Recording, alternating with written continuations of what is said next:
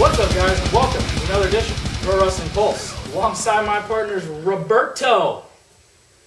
Robert making his first appearance on the Pro Wrestling Pulse. How's it feel to be on losing your pulse virginity? Feels here? great. You know, it's the first episode I've been on. Feels fresh right now. Yeah, right? it's fresh. It's new. Ready to rock this. So fresh, so clean. And my boy Ryan. I'm your host, J-Man. On this edition of the Pro Wrestling Pulse, going to give you our WWE Hell in a Cell 2012 review, just getting off the air with the pay-per-view. Obviously, going into this, we knew it had to up its game from the card that we got, and it did not do that at all. Really a downer. Obviously, one of the worst WWE pay-per-views of the year, probably the worst WWE pay-per-view of the year, and really didn't step its game up if it had opportunities to. It did not do that here, and we're going to run down this card for you. First matchup, we had a singles matchup between Randy Orton and Alberto Del Rio. Hell in a Cell pay-per-view, expect every match in Hell in a Cell. Nope. Okay, first match. Not every, at least a couple. A couple, yeah. Shit. You know, we had kind of the old school looking Randy Orton. You know, you all noticed on SmackDown, he had his hair a little bit longer. He shaved it down back to normal, looking like the vintage Randy Orton. Hopefully he'll get some wins under his belt and get back to that world title match. Facing Del Rio, as you all know, you know, he won Money in the Bank, or he did. He won Money in the Bank. He did win Money in the Bank last year. Yeah, Royal Rumble. Hoping he'd get that push, and now he's really not. This match kind of went back and forth between the two guys. I was actually really pumped for this match. I was expecting something big here. It did deliver for the most part. Obviously, it delivered with a Randy win and a sick RKO. Yeah.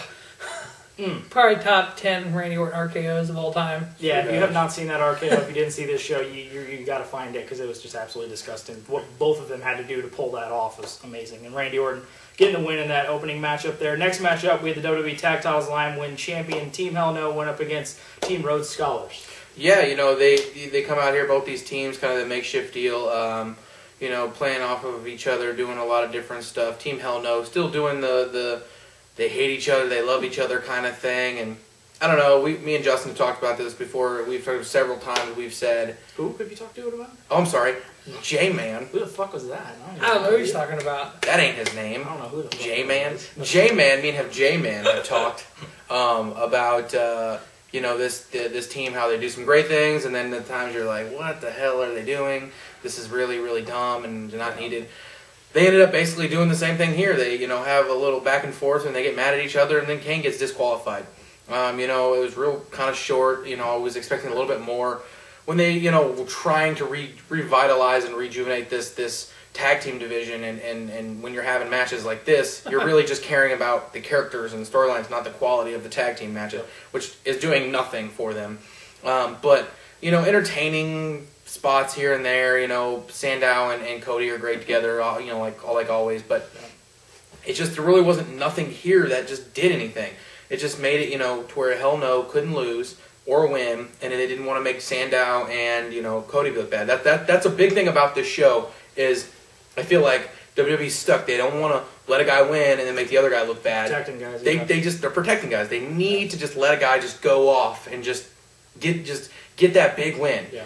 You know, no Dolph, no none of that stuff either. So I mean, it's really hurting them right now, and this match just kind of just blah. It was just an okay match. And Team Hell No retaining off that DQ finish.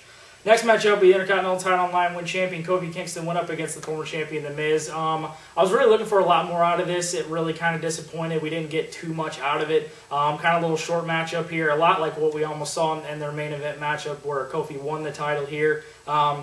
Stuff back and forth. Obviously, they hit all their kind of spots, and just what was just a plain, simple kind of title match here. Nothing special at all, and Kofi Kingston retaining the championship here. Really nothing else to say. You don't really know what we're going to be going on with the IC title here, if they continue it with The Miz or Miz goes on to do something else. But one good thing is as we were talking about throughout the show, it's great to see Kofi back in singles action, not with that garbage tag team of Truth, and now with the another Intercontinental title run for Kofi Kingston here. So we should be getting some quality stuff here, but this one really kind of disappointing. Hope we could get some more time out of it to where it could have turned into something, you know, pretty decent here, but really just kind of a lackluster IC title matchup here, and Kofi Kingston retaining in that matchup.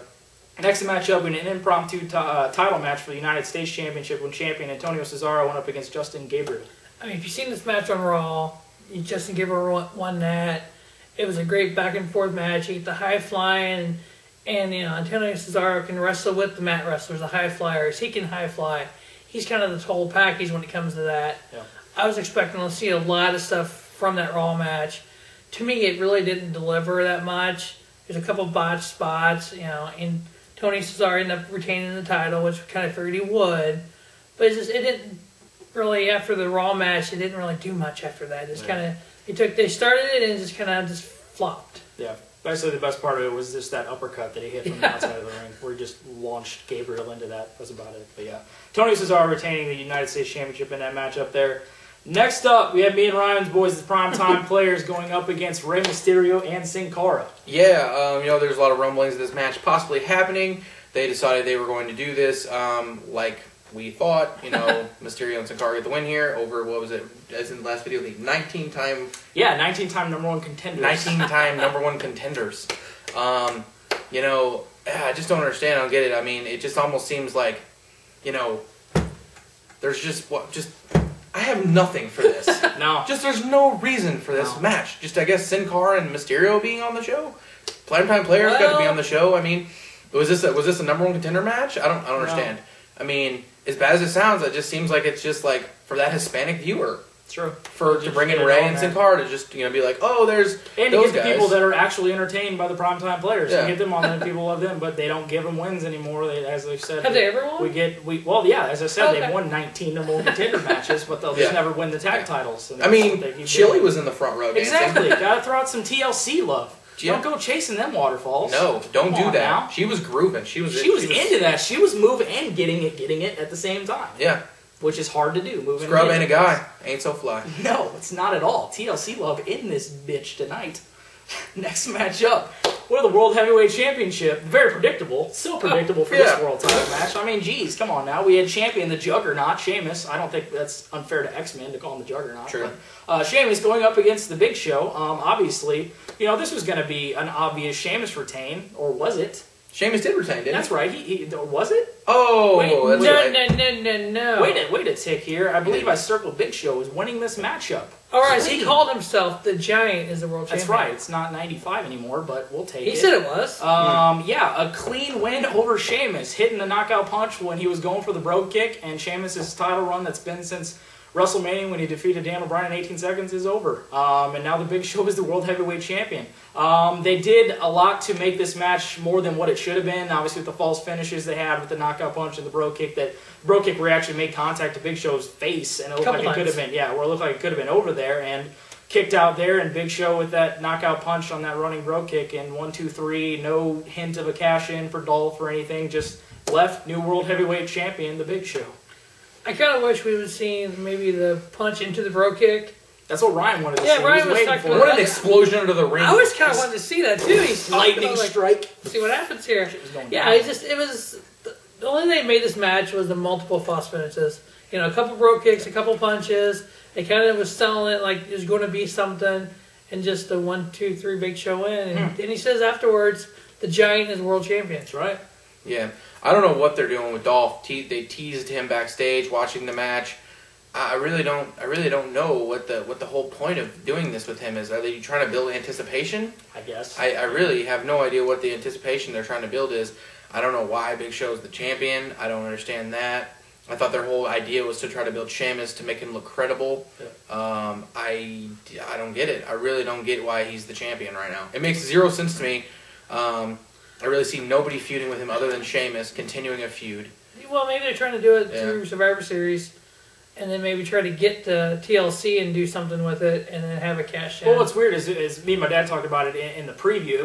It was one of those matches where it's like a lot of people were looking at, okay, this maybe Big Show can win. A lot of those common wrestling fans look at it, maybe he might not be able to get the win over the bigger guy, and they almost give it to him, and it's like that's kind of almost a reverse of what is normally going down. You want to give Sheamus, that big win, not building him up. Yeah, you want to give Sheamus that big win, and they were talking about how they want to make Sheamus into that credible, almost the new John Cena number one kind of guy, and you have him, lose his title match here. I don't know. Maybe it was just Stone Cold saying he wasn't a top guy. Stone Cold said in a recent interview, I don't think Sheamus is a top guy. WWE listens to Stone Cold, man. Maybe it was him. Who knows? Could have been. Not Big Show, that's for damn sure.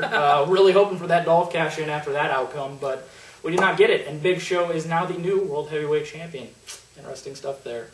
Next matchup, It's a triple threat match for the Divas Championship featuring champion Eve going up against Kaitlyn and Layla. Obviously, this big whole soap opera triangle fest going on into this matchup. Finally having their triple threat matchup here, and it was, again, a blah Divas match. You're not going to probably see anything worth talking about in the Divas division anytime soon. And that's what it has been as of late, kind of adding this There's a angle division in. around this? Yeah, there's supposedly a division. Adding this angle in with, Kaitlyn getting beat down at Night of Champions, and might have Eve put on a wig or some bullshit, Days of Our Lives, horse crap, that no one cares about and will continue to not care about. Eve retaining off of some sort of flip dive onto both of them that I really wasn't paying attention to. I was eating a chili dog. Chili dogs are awesome. Hashtag chili dogs. I had some bread pudding. B Daddy J.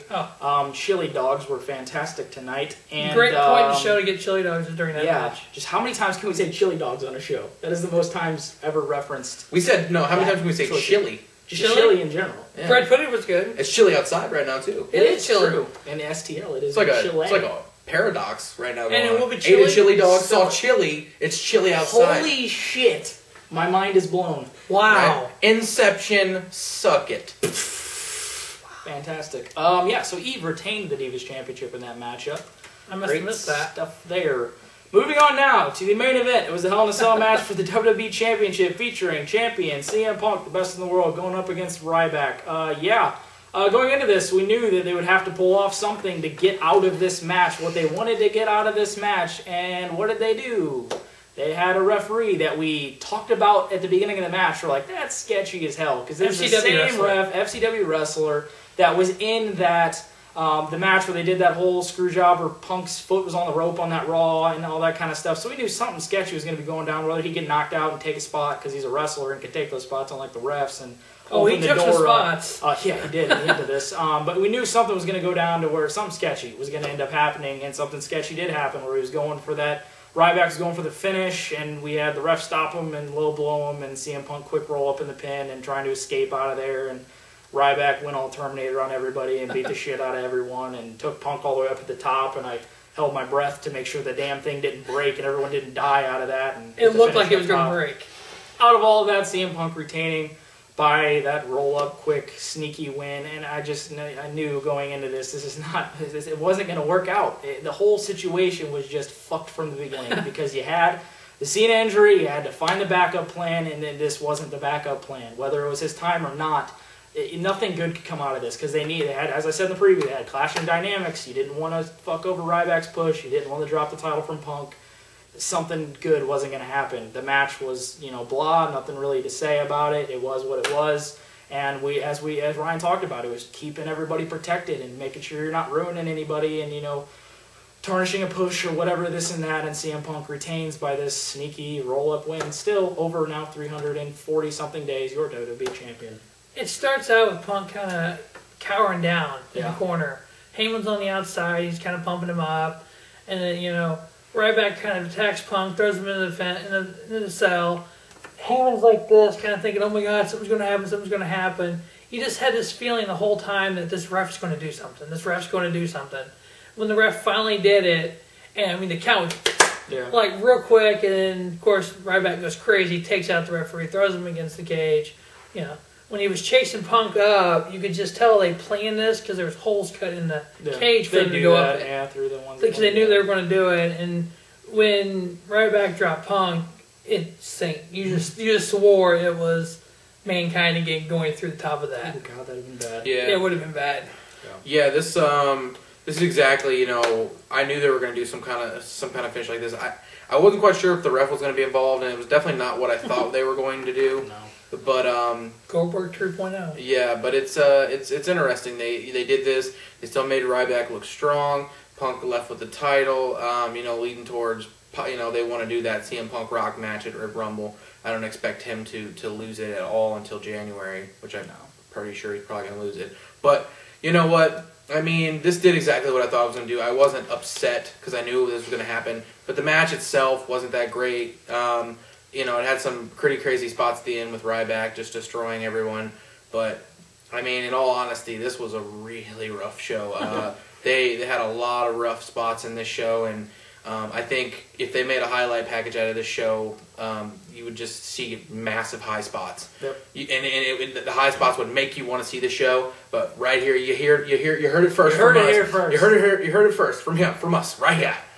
The spots don't match the show because the show did not show up, and the spots are kind of just what people are going to be talking about. The spots from several different matches, this and that, yada yada. It's the quality is definitely not there, but poor show from WWE, and I knew what they were trying to do here. So yeah, this was just set out for the long run, not to be too quality. That's for sure. What's bad about it is you had a poor show like this leading into Survivor Series. Yeah, true. One of your biggest pay-per-views of the year. Where do they go from here? True. There's really not too much with the WWE title that's going to carry over from this pay-per-view to the next one. Where's Punk? Well, we're probably going to have a healthy John Cena, hopefully, which we can only pray for. Wait, is that a good thing? It is a good thing. If he was in this match, it would have only been a good thing. That's for sure. So it's just.